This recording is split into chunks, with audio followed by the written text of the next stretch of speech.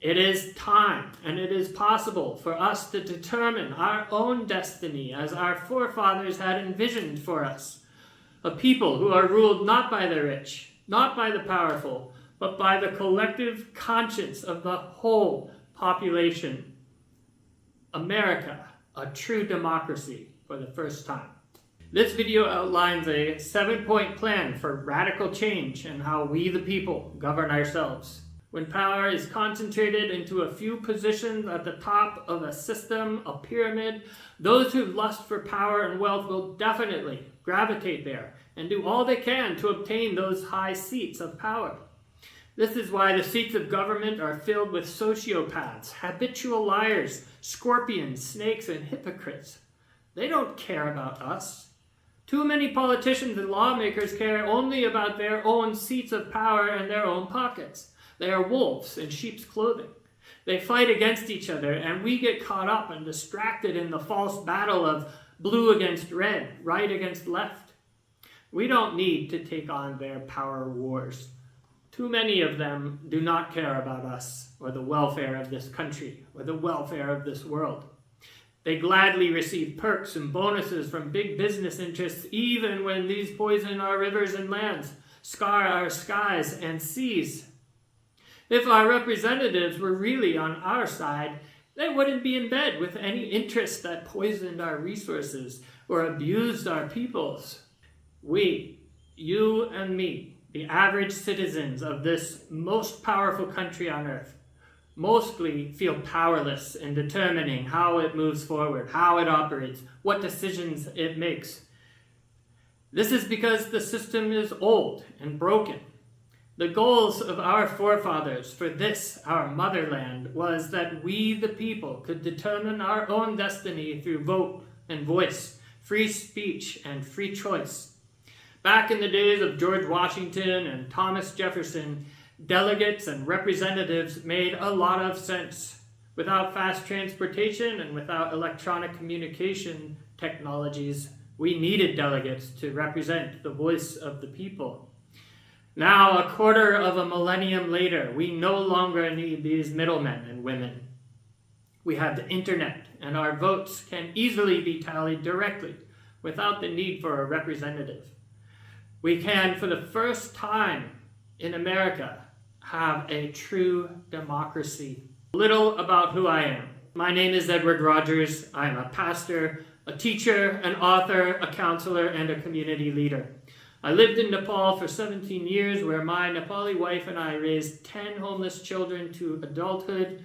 They remain our children to this day and will forever, along with our 3 other children. I am a son, a brother, a husband, a father, and a grandfather. I am a citizen of the United States and a citizen of this world. I love life. I love people. I love my Father God and my Mother Earth. My mission is to promote the well-being of all life through any means of integrity available to me. It is an outline of my strategy for peacefully, legally, transforming our current governmental system to create a better America and a better world. In subsequent videos, I will flesh out each of these 7 points, and I will make another video about how to go about this transition. Point number 1, localism. Move as much power and self-rule as possible into the smallest forms of government as possible, the municipalities and localities. People in a rural area know best what's best for themselves, and people in a borough of a city know best what's best for themselves. Localism decentralizes power. Why would there be battles between the interests of rural areas and those of urban areas when each can have autonomy and self-rule? Then there is no struggle. Apart from a few overarching rules of the land that uphold human rights, equality of all regardless of demographics, the protection of America's land from those who would do it harm, both foreign attackers and also commercial enterprises that would poison our resources, power and policy should be in the hands of the people of specific localities. Point number 2, short one-issue laws. Whether the laws are created by localities, states, or the federal government, the bills should be focused on just one issue and be no longer than 5 pages. Currently, many laws are hundreds and hundreds of pages long and sprawl with tentacles like a giant squid across many, often unrelated issues. Lawmakers sandwich hidden agendas and clauses into these monstrous bills. This way, the good and the bad are mixed together into one bill, and it's impossible to make a good decision. Voting yes sanctions something bad, voting no rejects something good. And then the other politicians have ammunition to blame the others with. It's just a game. This is not fair. This is not right. This is not good. All bills should be one-issue bills in readable, understandable language, no more than 5 pages long. My English teachers always said, good writing is terse and succinct. Point number 3, laws are created by experts.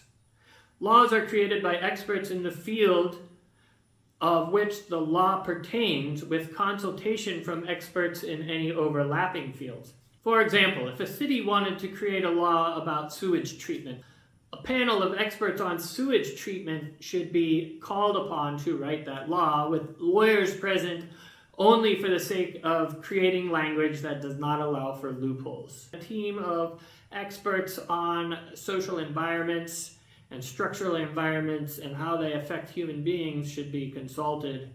Point number 4, all laws pass through an ethics panel. Every good human being runs their decisions through their conscience before speaking or acting. Our country must also do this. All bills must pass through an ethics panel comprised of many minds from diverse perspectives and diverse fields. These panels look for ways that the bill will have positive and negative, direct and indirect impact on peoples and lands. They have power to send the bill back for alteration until it is deemed ethical and good by this panel.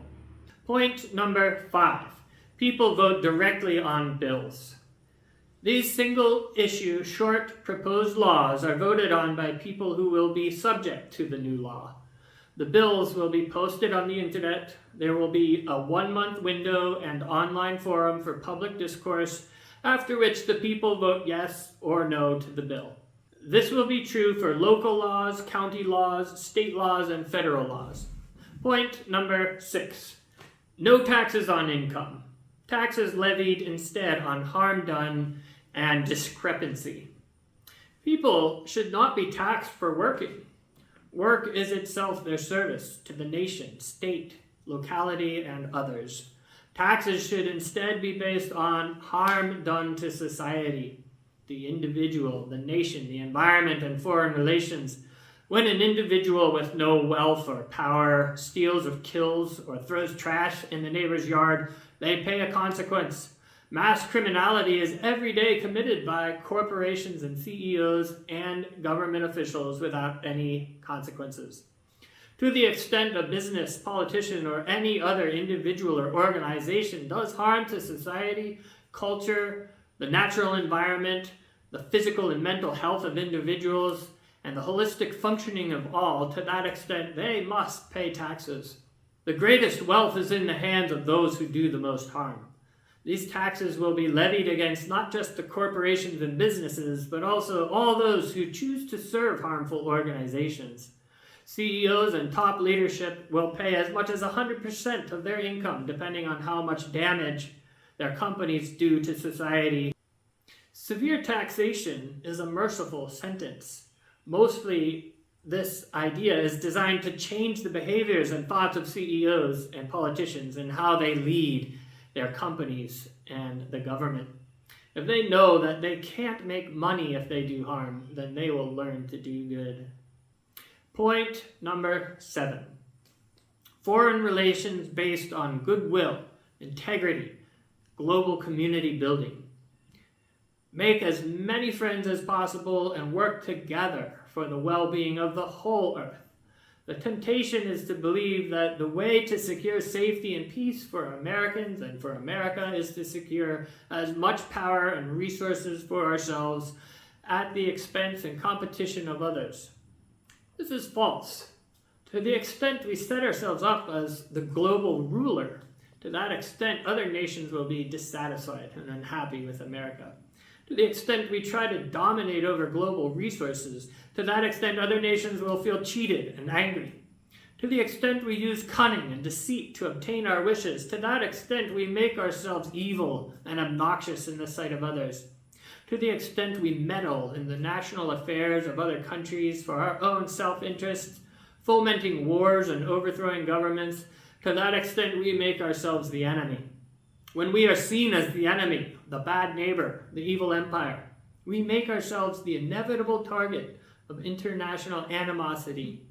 The way to make America strong is to develop strong relationships of mutual respect and goodwill with as many nations as are willing to reciprocate. And then, as a global community of allies and friends, we work with even the enemies to try to find common ground and to resolve differences, to try to bring peace to earth. It is possible. We can do that. Thank you very much. God bless America. God bless you. And God bless this whole beautiful earth.